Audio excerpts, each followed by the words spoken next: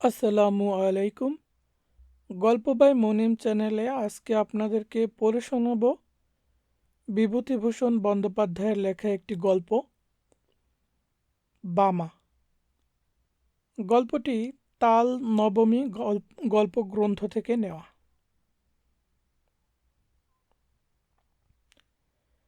আমার যখন 22-24 বছর বয়স, তখন নানা দেশ বেড়ানোর একটা কাজ জুটে গেল আমার অদৃষ্টে।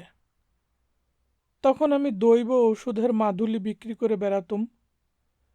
চুঁচুড়োর শশী কবিরাজের তরফ থেকে মাইনে ও রাহা খরচ পেতুম। অল্প বয়সের প্রথম চাকরি, খুব উৎসাহের সঙ্গেই করতুম। আমাকে কাপড় চোপড় পরতে হতো সাধু ও সাত্ত্বিক বামুনের মতো। ওটা ছিল ব্যবসায়ের অঙ্গ। গিরিমাটির রঙে ছোপানো কাপড় পরনে, পায়ে ক্যাম্বিসের জুতো, গলায় মালা, হাতে থাকতো একটা ক্যাম্বিসের ব্যাগ, তারই মধ্যে মাদুলি ও অন্যান্য ওষুধ থাকতো। বছর তিনেক সেই চাকরি করি, তারপর শরীরে সইল না বলে ছেড়ে দিলুম। একবার যাচ্ছি বর্ধমান জেলার মেমারি স্টেশন থেকে মাখমপুর বলে একটা গ্রামে।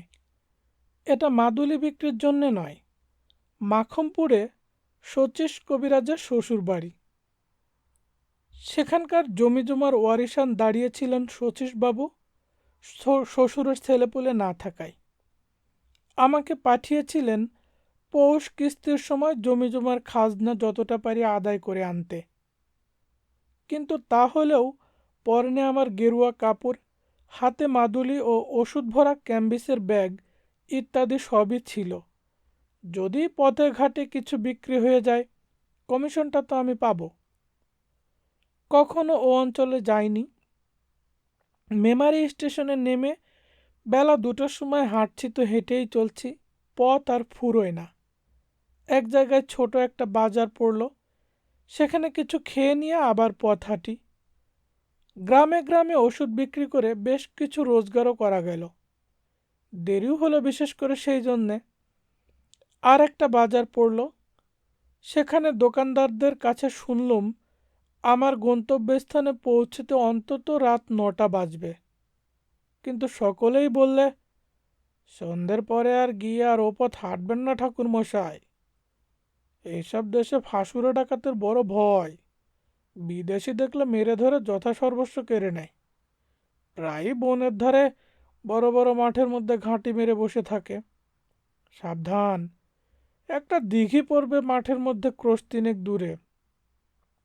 জায়গাটা ভালো নয়। বড় বড় মাঠের উপর দিয়ে রাস্তা। সন্ধ্যা প্রায় হয় হয়, এমন সময় দূরে একটা তালগাছ ঘেরা দিঘি দেখা গেল। আমার বুক ঢিপ ঢিপ করে উঠল। দিঘির ওপাশে সঞ্জয়পুর বলে একটা গ্রাম, সেখানেই রাত্রের জন্য আশ্রয় নেওয়ার কথা বাজারে বলে দিয়েছিল। কিন্তু সন্ধ্যা তো হয়ে গেল, তাল দিঘির এদিকেই। অন্ধকার হবার দেরি নেই। কোথায় বা সঞ্জয়পুর, কোথায় বা কি। মনে মনে ভারী ভয় হলো। কি করি এখন? সঙ্গে মাদুলি ও ওষুধ বিক্রির দরুন অনেক টাকা। পরক্ষণে ভাবলুম, কিছু না পারি দৌড়তে তো পারবো, না হয় ব্যাগটাই যাবে, প্রাণ তো বাঁচবে। ভয়ে ভয়ে দিঘির কাছাকাছি তো এলুম। বড় সেকেলে দিঘি, খুব উঁচু পার, পাড়ের দুধারে বড় বড় তাল গাছের সারি, তার ধার দিয়েই রাস্তা। দিঘির পাড়ে কিন্তু লোকজনের সম্পর্ক নেই। যে ভয় করেছিলুম, দেখলাম সবই ভুয়ো। মানুষ মিথ্যে কেন যে এরকম ভয় দেখায়। প্রকাণ্ড প্রকাণ্ড দিঘিটার পার ঘুরে যেমন তালবনের সারি ও দিঘির উঁচু পারকে পেছনে ফেলেছি, সামনেই দেখি ফাঁকা মাঠের মধ্যে দূরে একটা গ্রাম লি লি করছে। নিশ্চয়ই ওটা সেই সঞ্জয়পুর। বাচ্চা গেল বাবা, কি ভয়টাই দেখিয়েছিল লোকে। দিব্যি ফাঁকা মাঠ, কাছের লোকের বসতি, গায়ের গরু বাছুর চড়ছে মাঠে। কেন এসব জায়গায় বিপদ থাকবে? আমি এরকম ভাবছি, এমন সময় তালপুকুরের ওদিকের পাড়ের আড়ালে যে পথটা, সেই পথ বেয়ে একজন বৃদ্ধকে আমার দিকে আসতে দেখলুম। বৃদ্ধ বেশ বলিষ্ঠ গড়নের, এই বয়সে মাংসপেশি বেশ সবল, গলায় রুদ্রাক্ষের মালা, হাতে ছোট একটা লাঠি। বৃদ্ধ আমায় বলল, ঠাকুরমশাই কোথায় যাবেন? যাব মাখমপুর। মাখমপুর? সে যে এখনো 3 ক্রোশ পথ। কাদের বাড়ি যাবেন? শচীশ কবিরাজের বাড়ি। ঠাকুরমশাই কি কবিরাজ মশাইয়ের গোমস্তা? গোমস্তা নই, তবে যাচ্ছি জমি জমার কাজে বটে। এ অঞ্চলে আর কাউকে চেনেন? মশাইয়ের নিজের বাড়ি কোথায়? আমি এদিকে কখনো আসিনি, কাউকে চিনিও নে। মাখমপুরেও নতুন যাচ্ছি। সেখানেও কেউ তাহলে আপনাকে চেনে না? না, কে চিনবে? আমার এই কথায় আমার যেন মনে হলো বুড়ো একটু কি ভাবলে। তারপর আমায় বললে, কিছু যদি মনে না করেন একটা কথা বলি। রাত্রে আজ দয়া করে আমার বাড়িতে পায়ের ধুলো দিন।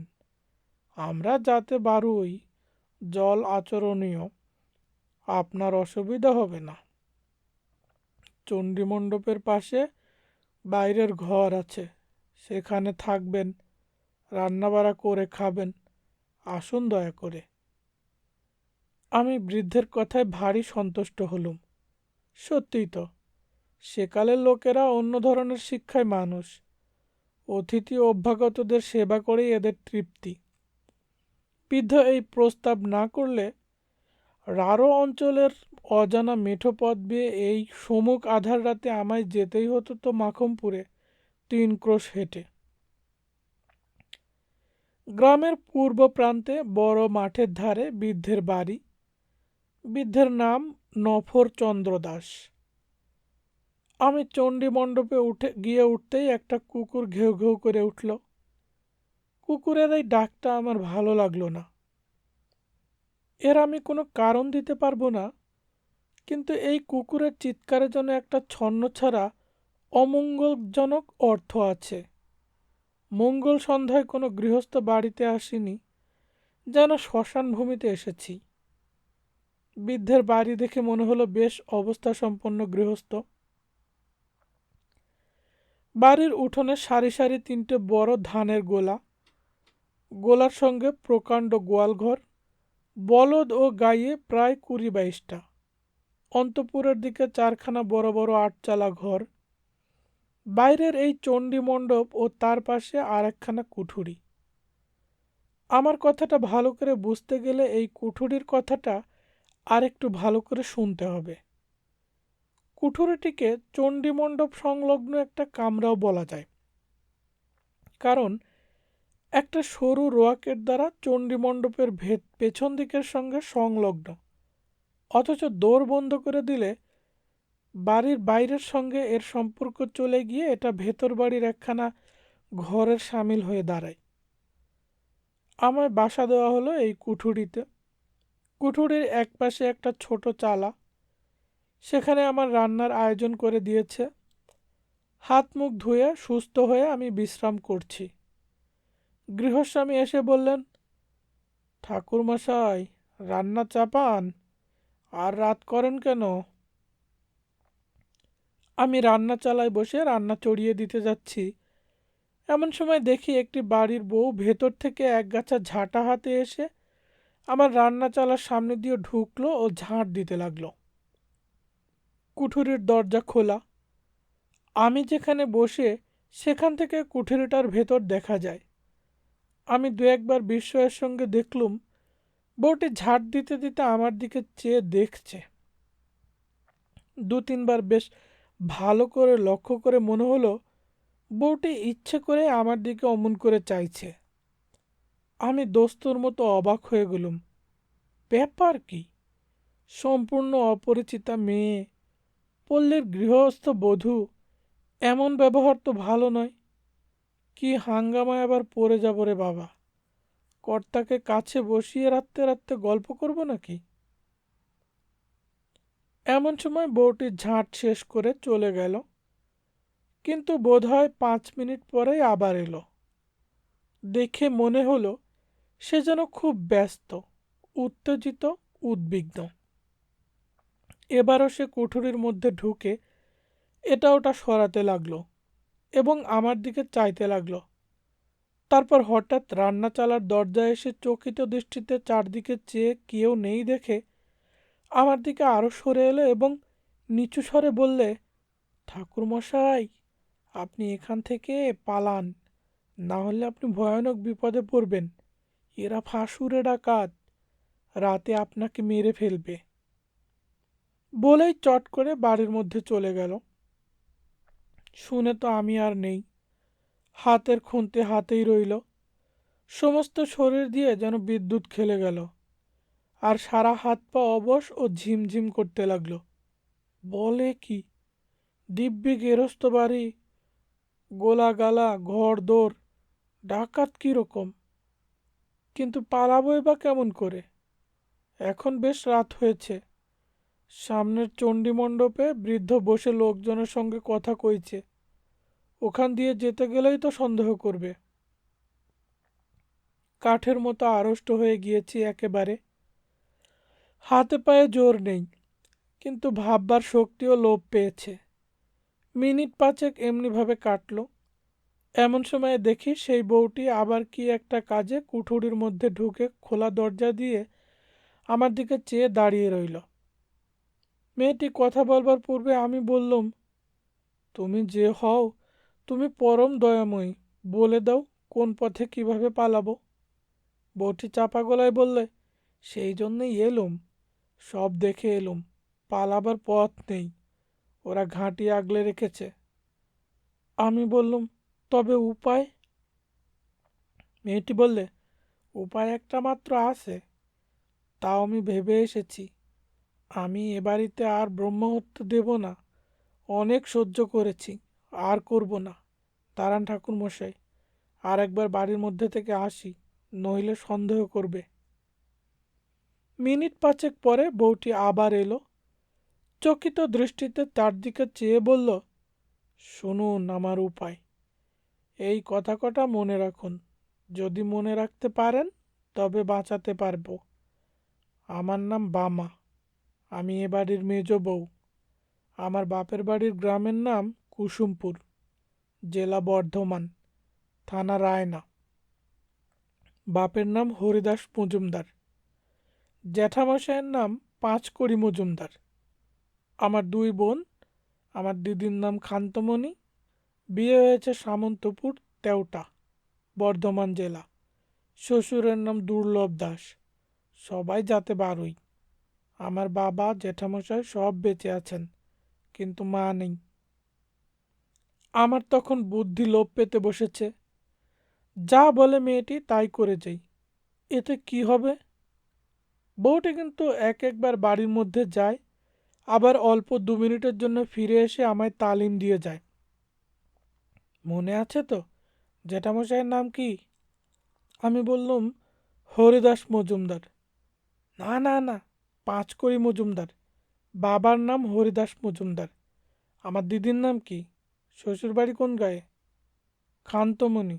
শ্বশুরবাড়ি হলো শ্বশুরবাড়ি। আপনি সব মাটি করলেন দেখছি। সামন্তপুর তেওটা বলুন। সামন্তপুর তেওটা। শ্বশুরের নাম রামযদু দাস, দুর্লভ রাম দাস। অবশেষে মিনিট 10-12 মধ্যে আমার কাছে সব পরিষ্কার হয়ে এসেছে। বউটি বললে, রান্না খাওয়া করে নিন ঠাকুরমশাই, কোনো ভয় করবেন না। আমার বাপের বাড়ির নামধাম যখন জানা হয়ে গেছে, তখন আপনাকে বাঁচাতে পেরেছি। এখন শুনুন, খাওয়া দাওয়ার পরে শ্বশুরমশাইয়ের কাছে আমার বাপের বাড়ির পরিচয় দিয়ে বলবেন আপনি তাদের গুরু বংশ। নাম বলে জিজ্ঞেস করবেন আমার বিয়ে হয়েছে কোথায় জানো নাকি। গলা যেন না কাঁপে, কোনো রকম সন্দেহ যেন না হয়। আমি চললুম, আবার আসবো আপনি শ্বশুরকে বলবার পরে, কিন্তু দেরি করবেন না বেশি। বিপদ কখন হয় বলা তো যায় না। রান্না খাওয়া শেষ না করলেও তো সন্দেহ করতে পারে। রান্না খাওয়া করতেই হলো। রাত্রের অন্ধকার তখন বেশ ঘন হয়ে আসছে। রাত আন্দাজ 10টার কম। আহারাদির পর নিজের কুঠুরিতে বসেছি, আর আমার মনে হচ্ছে এবারে সবাই যেন খাড়ায় রামদাতে শান দিচ্ছে আমার গলাটি কাটবার জন্যে। এই সময় গৃহস্বামী স্বয়ং আমার জন্য পান নিয়ে এলো। বললে, কি ঠাকুর মশাই, আহারাদি হলো? এখন দিব্যি করে শুয়ে পড়ুন, মশারিটা টাঙিয়ে দিয়ে যাচ্ছি। রাত হয়েছে, আর দেরি করবেন না। আমি বললাম, হ্যাঁ, একটা কথা বলি। আমাদের এক মন্ত্র শিষ্য, বাড়ি কুসুমপুর, থানা রায়না, নাম পাঁচ করে হরিদাস মজুমদার। তার একটি মেয়ের নাম বামা। এদিকেই কোথায় বিয়ে হয়েছে। তারাও যাতে তোমাদের বারোই কিনা, তাই হয়তো চিনলেও চিনতে পারো। মেয়েটির জ্যাঠা দুর্লভ পাঁচ করি আমায় বলে দিয়েছিল মেয়েটির শ্বশুরবাড়ির খোঁজ করে একবার সেখানে যেতে। তা যখন এলুমি এদেশে। আমার কথা শুনে বৃদ্ধ যেন কেমন হয়ে গেল। আমার দিকে অবাক চেয়ে বললে, কুসুমপুরের হরিদাস মজুমদার, বামা, আপনি তাদের চিনলেন কি করে?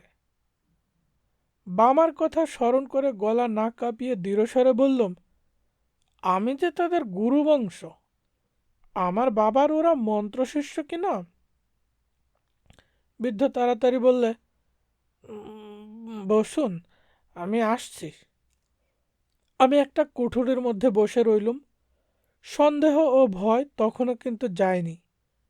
আর এরা যে গুরুদেবকে রেহাই দেবে তা কে বলেছে? কিছুক্ষণ পরে বৃদ্ধ ফিরে এলো।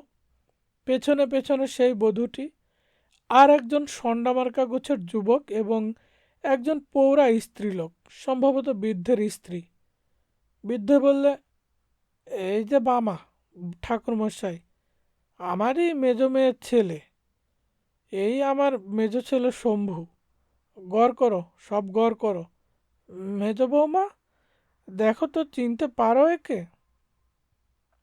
চমৎকার অভিনেত্রী বটে বামা, অদ্ভুত অভিনয় করে গেল বটে। ঘোমটা খুলে হাসি মুখে সে আমার পায়ের ধুলো নিয়ে প্রণাম করলে গলায় আঁচল দিয়ে। জীবনদাত্রী, দয়াময়ী বামা। আমার চোখে প্রায় জল এসে পড়ল। তারপর সে রাত্রি তো কেটে গেল। খাবার জল দেবার ছুতো করে এসে বামা আমায় আশ্বাস দিয়ে গেল।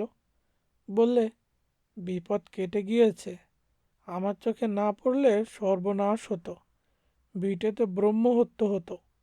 অনেক হয়েছে এই কুঠুরিতে, এই বিছানায়, এই মেঝেতে অনেক লাশ পোতা। আমার মনের অবস্থা বলবার নয়। বললুম, পুলিশ কি গায়ের লোক কিছু টের পায় না, কিছু বলে না? কে কি বলবে? এ ফাঁসুরে ডাকাতের গা, সবাই এরকম। আগে জানলে কি বাবা এখানে বিয়ে দিতেন? বিয়ের পর সব ধরা পড়ে গেল আমার কাছে। এখন আমার একটি সন্তান হয়েছে। এ পাপ ভিটায় বাস করলে তার অকল্যাণ হবে। ওকে বারণ করি, কিন্তু ও কি করবে? মাথার উপর শ্বশুরমশাই রয়েছেন, পুরনো ডাকাত। দাদারা রয়েছে। আপনি ঘুমিয়ে পড়ুন বাবা ঠাকুর, আর ভয় নেই। সকাল হলো। বিদায় নেবার সময় বৃদ্ধ আমায় 5টা টাকা গুরু প্রণামী দিলে। বামাকে আড়ালে ডেকে বললুম, তুমি আমার মা, আমার জীবনদাত্রী। আশীর্বাদ করি, চির সুখী হও মা। বামার মতো বুদ্ধিমতী নারী জীবনে আর আমার চোখে পড়েনি। কাকতাল হয়ে গেল এই বৃদ্ধ বয়সেও সেই দয়াময়ী পল্লীবধূটির স্মৃতিতে আমার চোখে জল এসে পড়ে, শ্রদ্ধায় মন পূর্ণ হয়ে ওঠে। এতক্ষণ শুনছিলেন বিভূতিভূষণ বন্দ্যোপাধ্যায়ের লেখা একটি ছোট গল্প, বামা। গল্পটি কেমন লাগলো কমেন্ট করে জানাতে ভুলবেন না। সেই সঙ্গে আমাদের চ্যানেলটা সাবস্ক্রাইব করে আমাদের সঙ্গেই থাকবেন। ধন্যবাদ।